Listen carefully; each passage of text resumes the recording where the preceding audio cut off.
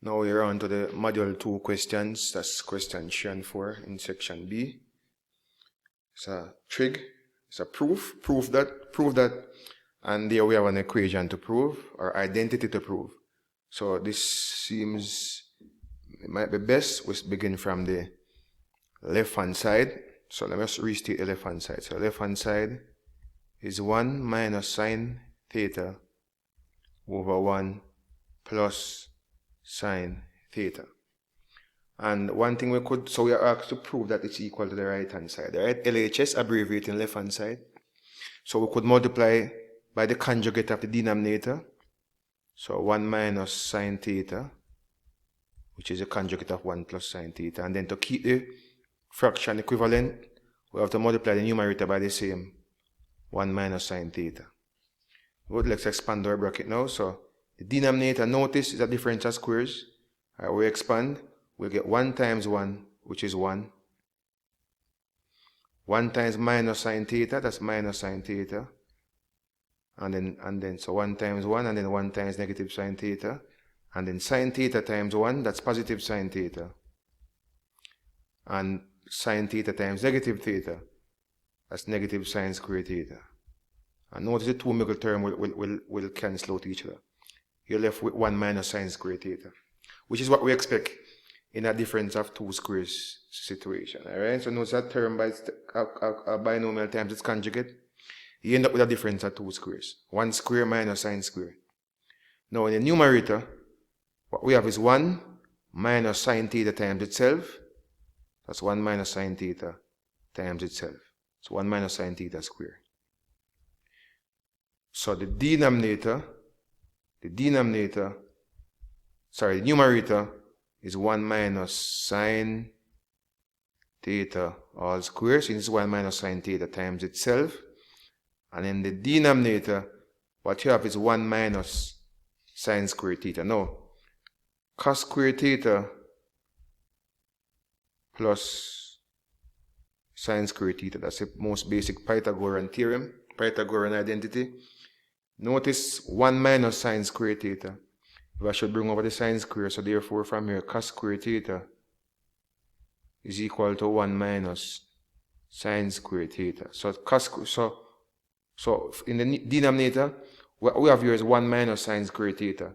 We can replace it with cos square theta. Alright, so that's cos square theta. Cos square theta is the same thing as cos theta all square, right? Cos square, same as cos theta all square. Now, the thing about indices, so we have a rule that says a to the power of n over b to the power of n. We can just have one thing as a over b to the power of n. So we can just have one power.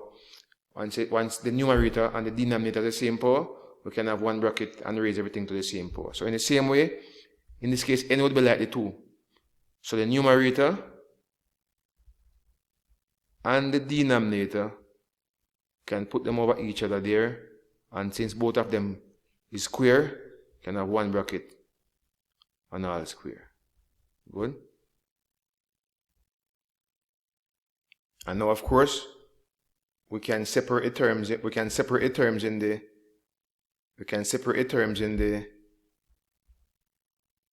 numerator.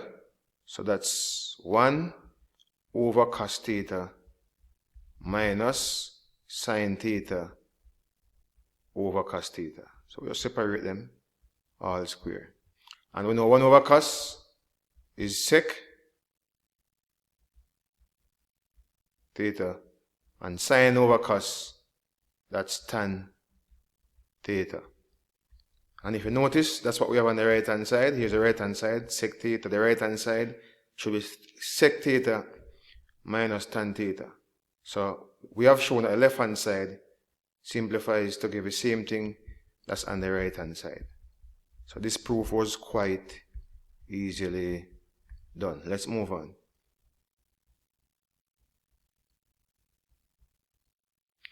Part B, 2 cos square x is equal to 2 cos square x minus 3 sin x is equal to 3 between 0 and 2 pi. 2 pi is equivalent to 360 degrees, right? Since pi radians is equivalent to 180 degrees. So 2 pi would be 3. So I want all the positive angles between 0 and 360. Alright, so let's solve this equation. So we can recall that cos square, remember that cos square x plus sine square x is equal to 1. So this cos square x, so cos square, we can bring over the sine square, so it means that cos square x is 1 minus sine square x. Alright, so for cos square x, we can substitute that for 1 minus sine square. Let me just rewrite the equation. So 2 cos square x, we're solving 2 cos square x minus 3 sine x is equal to 3. And of course, as we explained down here, we can replace the cos square with 1 minus sine square. So 2 times cos square becomes 2 times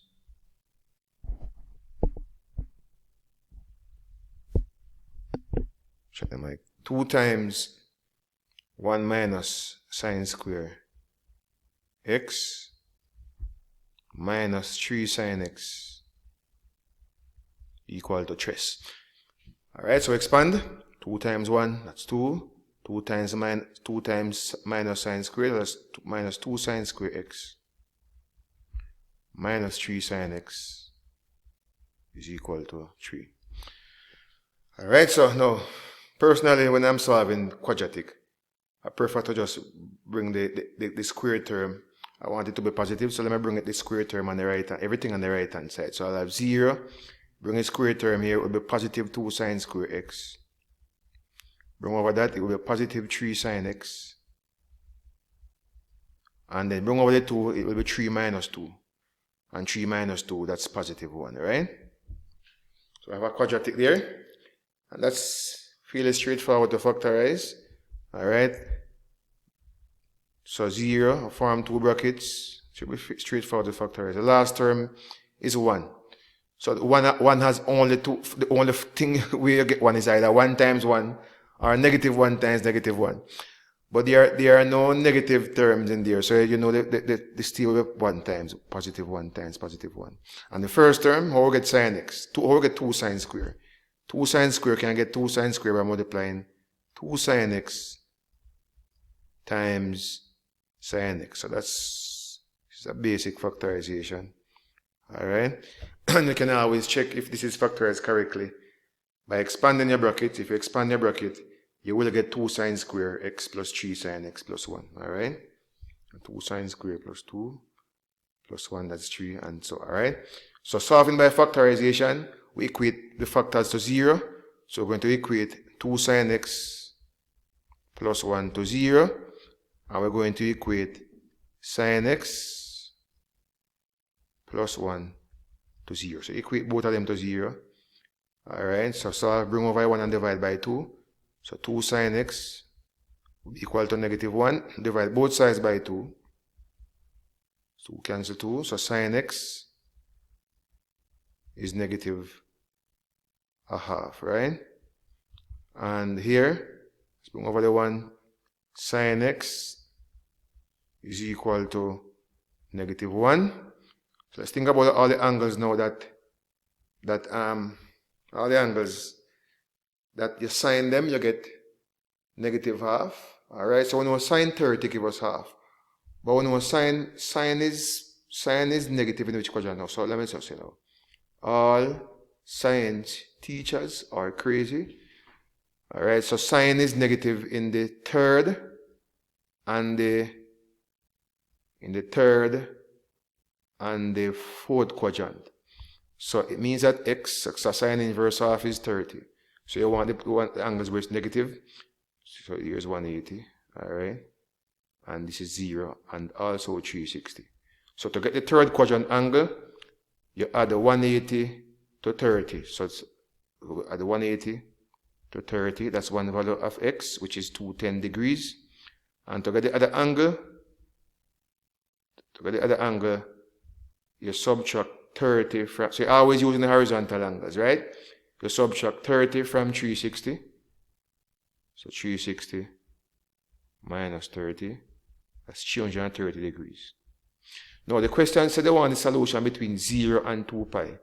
So that's degrees. To get the angle in pi radians, you will simply multiply by pi over 180. So to convert 210 to radians, you will multiply 210 times pi over 180, right? 210 times pi over 180. Let me say 0 cancel 0. 21 over 18. I could divide by 3. If I divide by 3, I get 3 into 21, that's 7. So that's 7 pi. 3 into 18, that's 6. So 210 degrees is the equivalent of 7 pi over 6 radians. And then 330, I can multiply, if I want to convert it to radians, multiply it by pi over 180. So 0 cancels 0. I can divide by 3. So 3 into 33, that's 11. And 3 into 18, that's 6. So 330 degrees is the equivalent of 11 pi over 6 radians. And then for this one, we know the sine of x. We know the sine of x, sine of 90 is 1. And the sine of 270 is negative 1. Alright, so x equal to 270 degrees. And if I want to convert this to radians, that's 270 times pi over 180. Alright, so 0 into 0, 270, 0 cancel 0, so that's 27 over 18. And 27 over 18, oh, that reduced now. I can divide by 9. 9 into 27, that's 3. 9 into 27, that's 3, so that's 3 pi. And 9 into 18, that's 2. So 3 pi over 2. So for the solutions, in radians, that's 3 pi over 2. That's one solution. 7 pi over 6, another solution. And 11 pi over 6, another solution. Alright, next, show that cos pi over 2 plus x equal negative sine x. So this will be using we call it the addition formula. So cos, we know that cos A plus B is cos. So this is equal to cos A, cos B minus sine A, sine B, right? So cos, so the left hand side, so cos, so cos pi over 2, cos x. So starting from the left hand side, right? Since I'm out, so LHS, abbreviating for left hand side, it's equal to cos pi over 2. So cos, this will be like the A, x will be like the B, right? So cos, so cos pi over 2 cos x. And then minus in the middle, and then sine. So sine pi over 2 sine x. So we know that pi over 2, pi radians is equivalent of 180 degrees. Alright. So pi over 2 would be 90. So cos 90, that's 0. Alright, so this will be 0. This is 0. Cos 90 is 0, right? Cos 0 is 1. Cos 90 is 0. So 0 times cos x, so that all of that is 0. Sine 90 is 1. So that's 1 times sine x. Well, negative sine x. So that's negative sine x. Alright, so sine 90 is 1. And cos 90 is 0. So this is 0. This is 1, right? So negative sine x, which is what the right hand side is. So abbreviating the right hand side. That's a very basic proof. Let's move on. Next, we are told that A and B are acute angles. So A and B are angles which are less than 90, right? So A and B are acute angles such that sine A is 3/5 and cos B is 5/13. Calculate without using a calculator the value of cos A minus B. Alright, so sine A, so let me draw two triangles.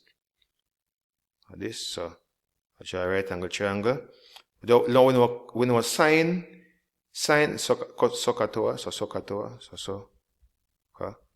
So we know sine, let me call this angle A. So we know sine is opposite over hypotenuse. So the opposite here is positive 3 in the numerator, and the hypotenuse is 5. So we know the 3, 4, 5 triangle. Or you could use Pythagoras theorem to get the third side adjacent. That side would be 4. Alright? Also, draw another triangle. With B. So cos B is 5 over 13. So let me call this angle B. If cos B is 5 over 13, cos is what? Adjacent over hypotenuse. So the adjacent is 5. The hypotenuse is 13. So adjacent 5 over 13. Alright, and we can use Pythagoras theorem. If I call this side x, then based on Pythagoras theorem, x is the square root of 13 square minus 5 square. So 13 square is what now? 169 minus 5 square is 25. So the square root 5 square is 25. So the square root of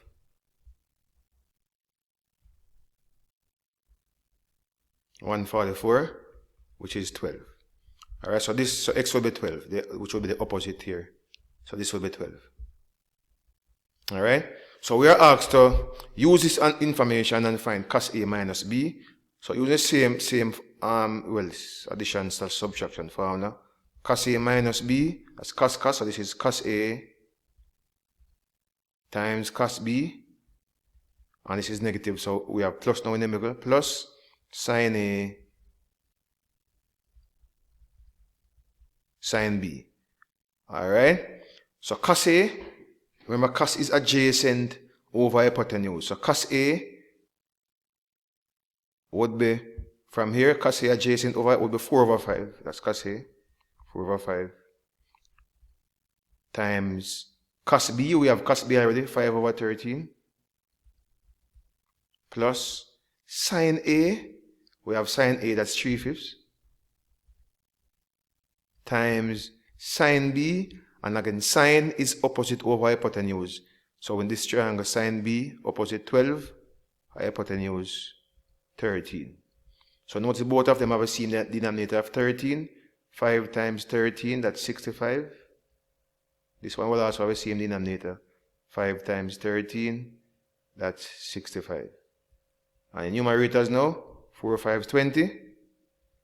3 times 12, that's 36.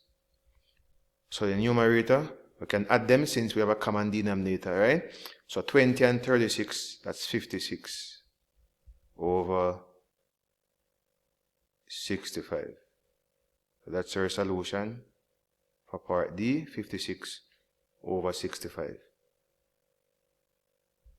Let's move on to question 4. Obtain the Cartesian equation of the curve given in parametric form. So Cartesian equation are equations where the variables are only x and y. Now recall that sine square plus, in this case it's t, sine square t plus cos square t is equal to 1. So one thing we could do is solve for cos t and sin t respectively. So here we know that x equal to 3 cos t. So if I divide both sides by 3, cos t is x over 3. Alright? And here we have y equal to 4 sin t. So if I divide both sides by 4, then sin t is y over 4. So cos t is x over 3, sin t is y over 4. So if sin t is y over 4, to get sin square, we'll square both sides. So sin t square is y over 4 all square. And cos t is x over 3. So cos t square is x over 3 all square equal to 1. So square both numerator and denominator. We get y square, 4 times 4 is 16. X square, 3 times 3, that's 9. Equal to 1. Let's move on to part B. The equation of the line is x equal 2t, x equal 2 plus t, y equal 1 minus 3t, z equal 4 plus t. And the equation of a plane is given as x plus 2y plus z equal 12. Determine the point of intersection of the line and the plane.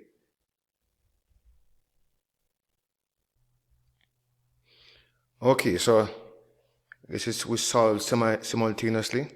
So we have x plus 2y plus z equal, let me just rewrite that. So we have x plus 2y plus z equal 12. Now we know that x, if you look at this, x equal 2 plus t.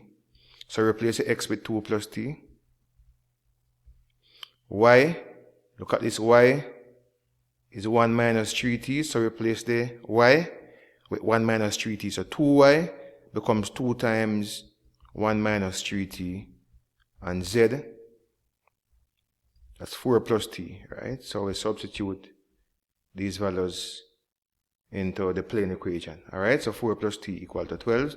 So we can expand the bracket. So we have 2 plus t plus, expand the bracket, 2 times 1 and 2 times minus 3t, that's minus 6t, plus 4 plus t is equal to 12.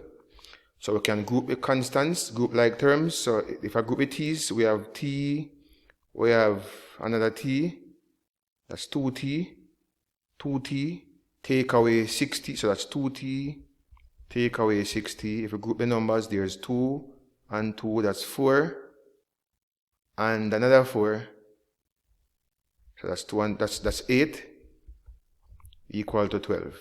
So this is minus 2t, 2t take away 6t, that's minus 4t, and then bring that over, 12 minus 8, right?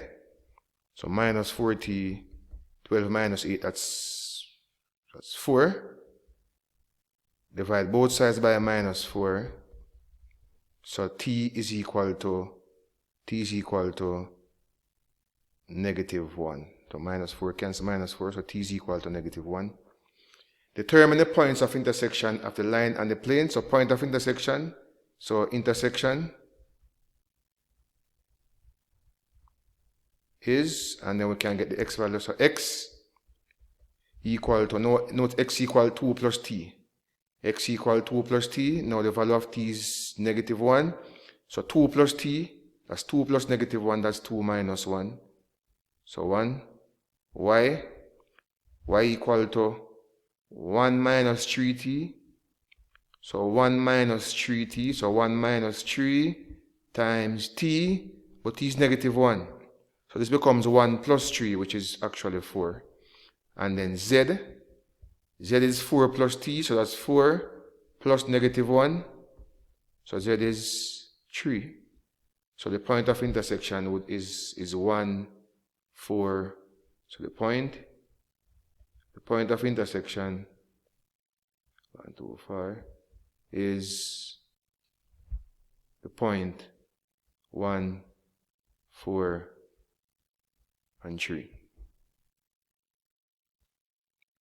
Part C, determine the vector equation of the plane which passes through 1, 5, negative 1, which is perpendicular to the vector 2, 4, 3. So vector equation of a plane is given as Rn equal to R dot n equal to A dot n, where R is x, y, z. If it's three-dimensional, n is a normal or perpendicular vector, which is 2, 4, 3. A is any point on the line, and we have a point here, 1, 5, negative 1. And n again is 2, 4, 3. Take that product on both sides, so that product, x times 2, that's 2x. Y times 4, that's 4y. Z times 3, that's 3z. And then here, 1 times 2, that's 2. Plus 5 times 4, that's 20. Plus 1, negative 1 times 3, that's negative 3. So it's 2x plus 4y plus 3z equal to 2 and 20, that's 22. Take away 3, that's 19.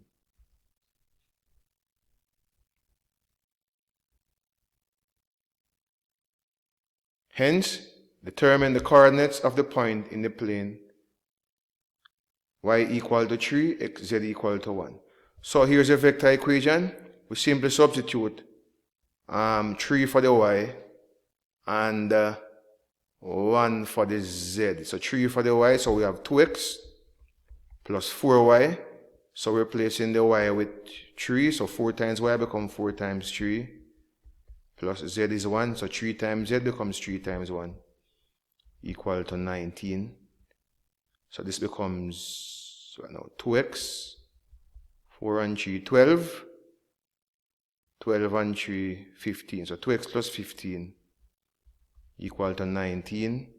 So 2x will be 19 minus 15, which is what? 4. So 2x is equal to 4. Divide both sides by 2. Divide both sides by 2. So x equal to 2. So the coordinates are the points in the plane where y equal to 3 and z equal to 1. So solution for the coordinates. So the solution is x is 2, y is 3, and z is 1. So it's a point. So we'll give it in point form. If it was a vector, it would be 2, 3, 1 in column form, but it's a point, so we'll give it flat. Alright, next. Part D.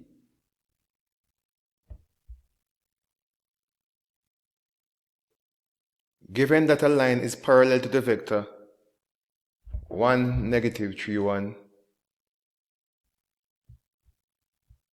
and that the vector V 1, 2, 1 is normal to the plane. Calculate the angle between line and plane. Alright, so angle between line and so let the angle between line and plane be theta. And the formula for angle between line and plane is sine theta. Sine theta is equal to u dot b, so that product of the two vectors over the square root, or the modulus of u times the modulus of v. Let's work these out now. So sine theta, u dot v, so u, so take that product of the two vectors, so u is 1, negative 3, 1, dot v, and v is 1, 2, 1, over the modulus. So the modulus for u, so is square root of 1 square, which is 1. So we have 3 square, which is 9. Well, negative 3 square, still 9. And 1 square again, which is 1. So the modulus of a vector, remember the modulus of a vector v is the square root of the x square plus the y square plus the z square. Alright, so formula for modulus. And so the modulus for the vector v, same thing, the square root of the y square plus the x square plus the z square. So 1 square, which is 1, 2 square, which is 4, and 1 square, which is 1 again. Alright, so we end up with, let's do it. So sine theta is equal to, let's work out in the numerator, 1 times 1, that product, negative 3 times 2, that's negative 6, so it's 1 minus 6. 1 times 1, so x times x, y times y, z times z. And then the denominator, this is the square root of 1 and 9 and 1, that's 11, over the square root of 1 plus 4 plus 1, that's 6. So so remember, so sine theta is equal to the denominator, root 11 times root 6. Root 11 times root 6, that's root 66, right? And in the denominator, 1 and 1, 2 take away 6, that's negative 4.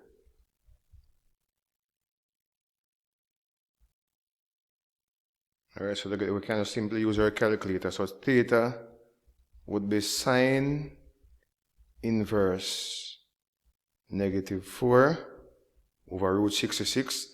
You can enter everything in your calculator just as it is. And when I did that, I get negative 29.5 degrees.